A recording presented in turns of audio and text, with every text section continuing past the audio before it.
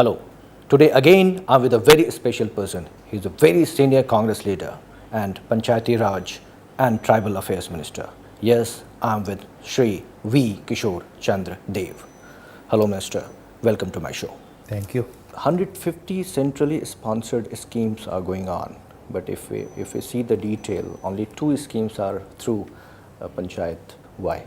You see, most of the Panchayat Raj institutions actually, the job of my ministry is to provide a infrastructure.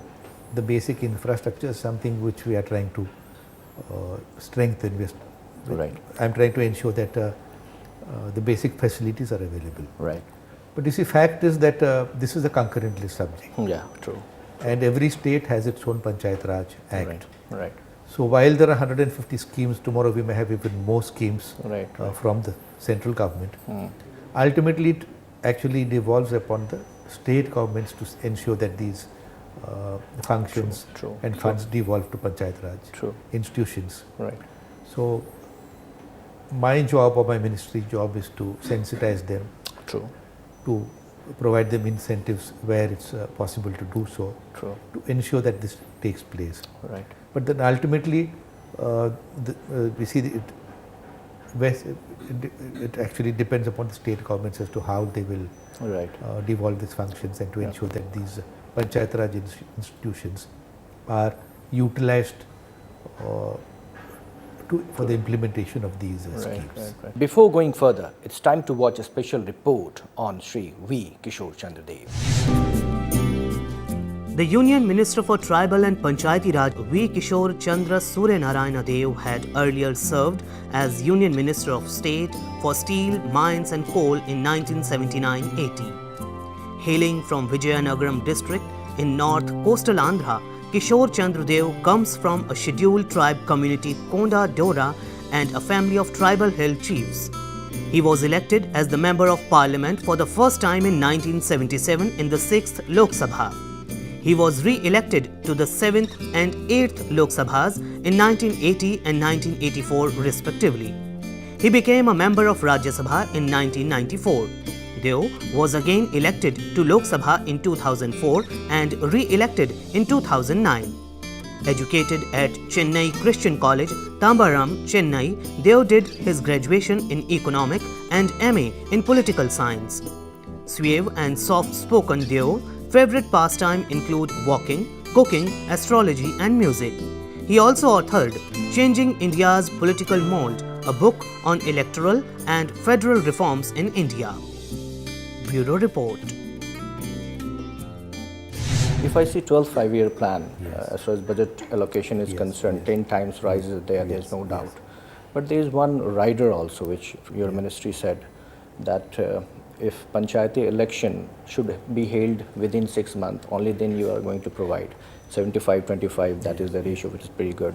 In Northeast you have 90 and 10, that is again, that's a good policy. But you know, if I give you one example, in Jharkhand from last 35 years there is no election of Panchayat. So how you going to ensure that there should be election? Let me tell you about this tenfold increase in the budget allocation is something which you referred to. Right. This is with regard to a particular scheme called the RGPSA, the Rajiv Gandhi Panchayat Sashaktikarana Abhiyan. Ji. So you see, this is a new scheme which I have envisaged, where I propose to give 75% of the funds to strengthen Panchayat Raj institutions in the states. Right. Now, as I mentioned earlier, this is totally a state government subject. They have their own Panchayat Raj Act. Yeah. So therefore, this 25% which they are required to actually give from their funds is to ensure that there's a commitment from the state government also. Now see, I've made these certain conditions actually. This is one way to ensure, to provide an incentive to those states who actually comply by the constitutional provisions. Now the 6 months election which you mentioned about is actually a requirement of every state government or a union territory that they hold these elections within a period of 6 months after their term expires. So in fact, if they do not hold elections, panchayats will not exist. So if panchayats do not exist, then whom do I give to money to? Who will spend it? But Gram Sabha is permanent body. That is right. Gram Sabha is a permanent body. Therefore, my accent has been to ensure that Gram Sabhas actually become more vibrant, more active, that Gram Sabhas are given a larger role to play. Because this is actually one way of ensuring that democracy reaches the grassroots level. True. As you've rightly mentioned, the Gram Sabha is a continuous body, and even if Panchayat elections are not held, the Gram Sabha elections, the Gram Sabha will continue. Unless the village itself ceases to exist, the Gram Sabha will normally be there. So therefore the Gram Sabha is something which has been given a sort of a place of paramount importance, especially in the scheduled areas where PSRs is enforced. And even in the other panchayats, in fact I had sent a circular from my ministry about a year ago that Gram Sabhas must be held at least 4 times a year. And that I've also said that all Gram Sabha meetings should be video recorded. This is to ensure that there are no contrived Gram Sabha resolutions about which we've been getting reports of.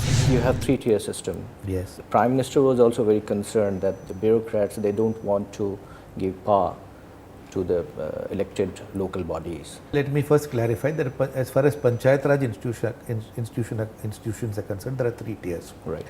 One is, the basic one is the Gram Panchayat. Then you had the district level Zilla Parishads and the intermediate Panchayat bodies, which are the block Panchayats. Now see, the district magistrates and all, this is a parallel system. They actually deal with revenue. They have certain powers to oversee. But as far as the Panchayat Raj is concerned, it's these 3 systems. Now as far as the bureaucracy is concerned, in fact they have no role in devolution of powers. It's the state governments which will have to decide. It is the chief ministers and the cabinet colleagues which will have to decide and then devolve powers. Now once the devolution of powers takes place, I don't think the district magistrates or officers will have any other choice but to assist these PRI bodies in carrying out the work that has been assigned to them. But the problem is, the financial power is not there with the Panchayat. You talk about 3 Fs always, funds, functionaries and all. If DM is having entire power as far as financial allocation is concerned, then how come, they don't have, the Panchayati Raj institutions, they don't have teeth, See, the 3 Fs as I mentioned earlier, one is funds, one is functionaries, and the other is functions. Now the first one which I mentioned, the capital F, is the funds. Because you have PRIs, but if they don't have funds, then what do they do? And even if they have funds, if they don't have the functions, in the sense whether they have to, they have the powers with regard to education, or with health, or to do with any other developmental activities. They have 29 subjects, I guess. No, 29 subjects. 29. The 11th schedule mentions 29 subjects. So you see, the funds actually have to be devolved to these Panchayat Raj institutions by the state governments. Now the state governments does it through the magistrates. That is when your MLAs or your ministers will have control over them. You can't blame the bureaucrats for that. It is the political will which is required. And I think here also different states have been reacting in different ways. So you can't generalize this. There are many states where the devolution of the 3 Fs has been pretty good. Like for example, states like Kerala, states like Odisha, states like West Bengal, Karnataka, they've done quite well. What about your state, Andhra? Unfortunately, in my own state of Andhra, Panchayat elections have not been held for 2 years. I've sent advisories from here. I've spoken to my, since my party is also on power, I've spoken to the Chief Minister, to the Minister for Panchayat Raj. But I'm really sorry to say that for 2 years, they've not even held elections, let alone devolution of the 3 Fs. So once, this is why the state governments will have to take a lead, and my job is to sensitize them, to provide them incentives. That's why in the RGPSA, I've said that we'll have a checklist. And subject to the condition that this devolution takes place, that elections are held at proper time, we will also release funds from the center. The Panchayat Raj institutions was a dream of Rajiv Gandhi. But if I see the report of Manishankar Iyer, he is saying that no, whatever is happening, there's no election and all. Although he is very positive that he is saying by 2018 maybe things will be on track, but how it will happen, I don't know. You see, let me actually first begin by saying that this was the dream of father of our nation. True. You see, it was Gandhiji who wrote about Hind Swaraj and Village Swaraj. True. And I think what Rajiv picked up was actually a leaf from the Mahatma's thoughts. But it happened in 1993, so. Actually, Rajiv Gandhi's unfortunate assassination took place in 91. Right. But it was with the thrust that he had given for this Panchayat Raj system and its strengthening that actually the constitutional amendment came in 1993. Right. And after 1993, it's about 15 years have elapsed now. Right. So though the central government has been making every effort to ensure that this Panchayat Raj institutions become vibrant, they become functional, that functions and funds and functionaries are devolved, while ministries from and officials from my ministry, very senior officials, have been going and holding meetings with their counterparts in the different states. We've been holding regional consultations, workshops. Ultimately, it devolves upon the political will of that state government to ensure that this happens. You know, central government plays a very major role. As far as fund is concerned, also now we are going to provide larger fund. Yes. How to ensure that Panchayat election should happen and should happen in the right time? The only way is to make the state governments aware, to tell them that this is something which has to be done. And that process is on. I've been myself talking to chief ministers, writing to them. My officials from my ministry, senior officials have been also going. So it's a question, and now with this RGPSA, I've also made it compulsory for state governments to comply with the provisions of the constitution to ensure that they will get all the benefit from these schemes which we are launching now. Very recently we had 20th year of Panchayati Raj institution. If I ask you from last 20 years, what exactly was the path, what you see in future, if you can please explain that. Well, this is the 20th anniversary that we celebrated the other day.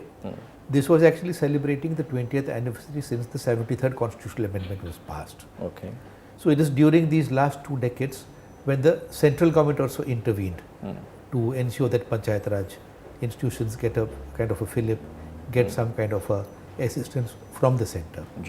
But panchayats in our country where they existed even before that, since we got our independence, as I mentioned earlier, every state has enacted its Panchayat Raj Act.